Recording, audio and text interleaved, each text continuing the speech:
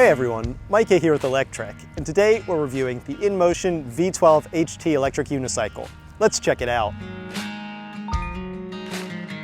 Alright, now a little real talk before we start the review here, just to set the stage. I'm not really an electric unicycle rider. I can do it, I learned to do it before, but it's not my thing the way I ride e-bikes and e-scooters and e-motorcycles and skateboards and everything else. Here's how this whole thing started. InMotion reached out to me and they were like, hey, you should review our InMotion V12HT electric unicycle. I looked at it and I was like, 2,800 watts, 37 miles per hour? Yeah, I'm gonna kill myself on that thing. And they were like, no, just start with like our little baby electric unicycle. We'll send you a V5 to try out, you know, learn the ropes on that thing. So I started with that. It's like a Fisher-Price, my first electric unicycle.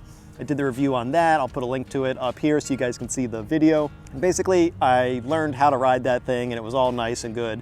And then they were like, okay, great. Now you should review our V12HT. And I was like, I don't know, I barely learned to ride that first one. They were like, no, you'll be fine. I was like, I could get hurt. And they were like, we'll take that risk. So without further ado, here is my review of learning to ride the V12 and trying not to kill myself.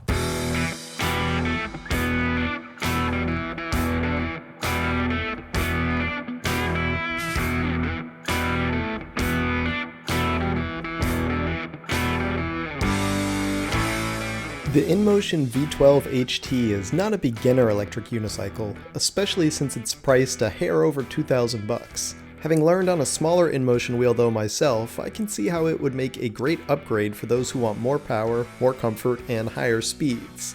Now I'll tell you right now that I did not hit the top speed of 37 miles per hour because, well, I think I'd probably just end up doing the whole cheese grater skin thing on the ground, but someone who is more experienced than me would surely enjoy the serious speeds this thing can do.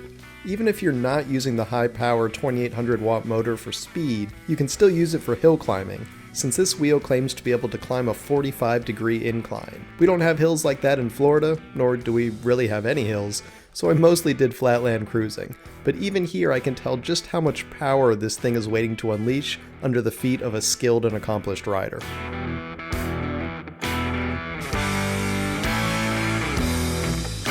The 16-inch tire is 3 inches wide to provide more air cushion, which is great when you start taking the wheel off-road.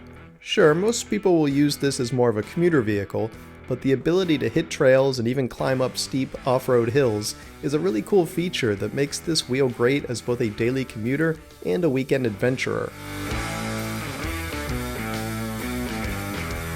And this model has so many more creature comforts than the simple unicycle I started on.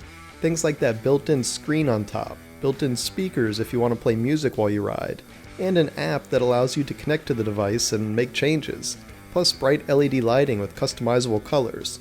Though even if you don't go nuts with the colors, the basic normal headlight and taillights make you quite visible at night. And that steering handle is great when you walk the unit next to you, though you definitely do need to be careful about getting a finger caught in the nutcracker mechanism, as they kindly warn you.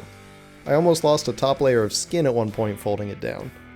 And then there are all the other benefits of electric unicycles in general, like the hands-free operation that allows you to use your hands to carry things, the lack of needing to lock up a bike or scooter at your destination, and just being able to carry the wheel in with you.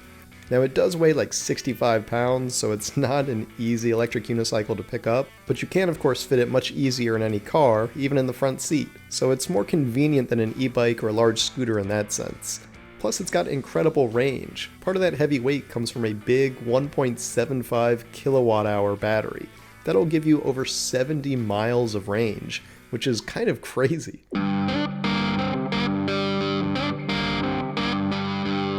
Now, as convenient as a vehicle like this is, you can really only appreciate that convenience once you get comfortable riding it.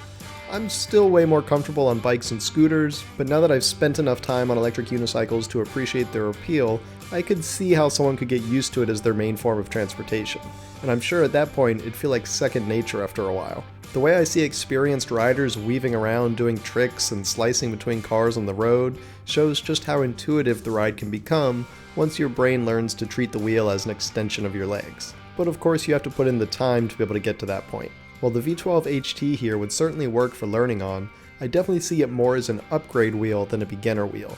It's not cheap, but if this is your thrill, then it's a well-made and highly capable unit that will absolutely scratch your extreme electric unicycling itch. That's for sure.